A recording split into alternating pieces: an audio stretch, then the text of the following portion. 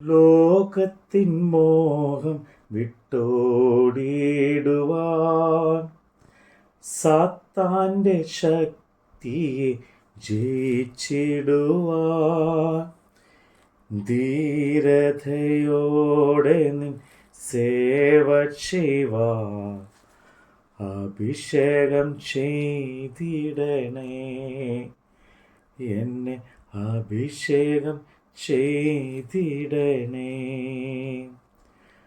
പരിശുദ്ധാത്മാവേ, ശക്തി പകർന്നിടണേ. അവിടുത്തെ ബലം ഞങ്ങൾക്കാവശ്യമെന്ന് കർത്താവേ നീ അറിയുന്നു. അവിടുത്തെ ബലം ഞങ്ങൾക്കാവശ്യമെന്ന് കർത്താവേ നീ അറിയുന്നു.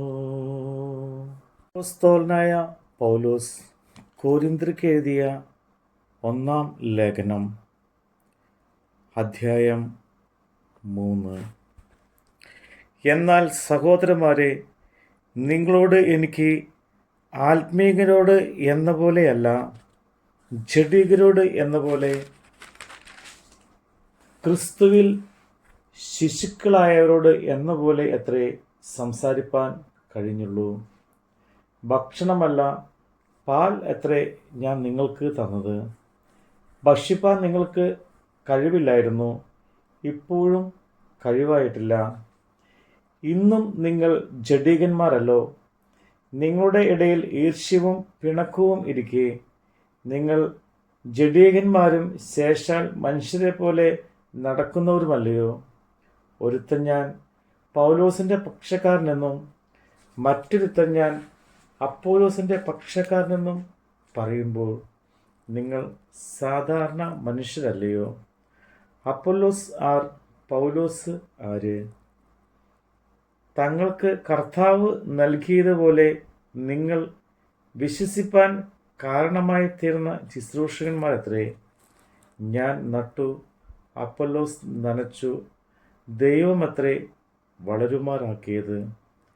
ആകയാൽ വളരുമാറാക്കുന്ന ദൈവമല്ലാതെ നടുന്നവനും നനയ്ക്കുന്നവനും ഏതുമില്ല. നടുന്നവനും നനയ്ക്കുന്നവനും ഒരുപോലെയല്ല.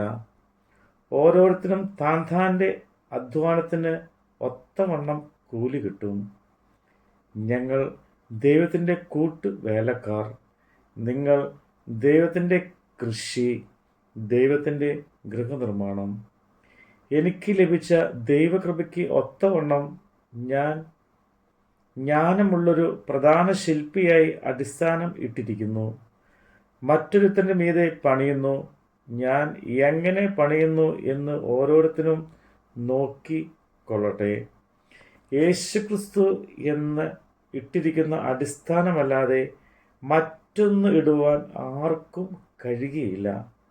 ആ അടിസ്ഥാനത്തിന്മേൽ ആരെങ്കിലും പൊന്ന്, വെള്ളി, വിലയേറിയ കല്ല്, മരം, പുല്ല്, വൈക്കോൽ എന്നിവ പണിയുന്നുവെങ്കിൽ അവനവൻ്റെ പ്രവൃത്തി വെളിപ്പെട്ടു വരും. ആ ദിവസം അതിന് തെളിവാകും. അത് തീയോടെ വെളിപ്പെട്ടു വരും.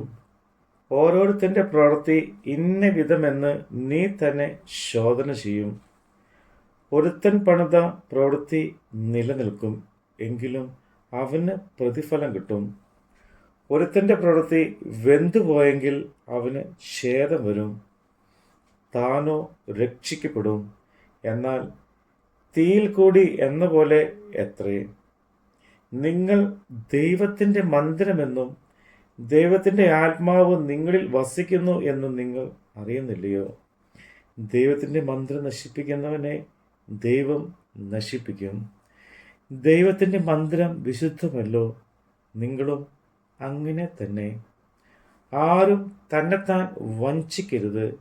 താൻ ഈ ലോകത്തിൻ്റെ ജ്ഞാനി എന്ന് നിങ്ങൾ ആർക്കെങ്കിലും തോന്നിയാൽ അവൻ ജ്ഞാനിയാകേണ്ടതിന് ഭോക്ഷനായി തീരട്ടെ. ഈ ലോകത്തിൻ്റെ ജ്ഞാനം ദൈവസന്നിധിയിൽ ഭോഷത്രമത്രേ. അവൻ ജ്ഞാനികളെ അവരുടെ കൗശലത്തിൽ പിടിക്കുന്നു എന്നും കർത്താവ് ജ്ഞാനികളുടെ വിചാരം വ്യർത്ഥം എന്നറിയുന്നു എന്നും എഴുതിയിരിക്കുന്നുവല്ലോ. ആകയാൽ ആരും മനുഷ്യരിൽ പ്രശംസിക്കരുത്. സകലവും നിങ്ങൾക്കുള്ളതല്ലോ. പൗലോസോ അപ്പൊല്ലോസോ, കേഫാവോ ലോകമോ ജീവനോ മരണമോ, ഇപ്പോഴുള്ളതോ വരുവാനുള്ളതോ സകലവും നിങ്ങൾക്കുള്ളത്. നിങ്ങളോ ക്രിസ്തുവിനുള്ളവർ, ക്രിസ്തു ദൈവത്തിനുള്ളവർ. നമ്മുടെ കർത്താവിൻ്റെ വചനമാണ് നമ്മൾ കേട്ടത്. പകലും വാരങ്ങളും ജ്വലിച്ചിടുവാൻ ഞങ്ങൾ വചനത്തിൽ വേരൂന്നി വളർന്നിടുവാൻ പിന്മഴയെ വീണ്ടും അയക്കണമേ, നിഞ്ചനം ഉണർന്നിടുവാൻ. പരിശുദ്ധാത്മാവേ, ശക്തി പകർന്നിടണേ. അവിടുത്തെ ബലം ഞങ്ങൾക്കാവശ്യമെന്ന് കർത്താവേ നീ അറിയുന്നു. അവിടുത്തെ ബലം ഞങ്ങൾക്കാവശ്യമെന്ന് കർത്താവേ നീ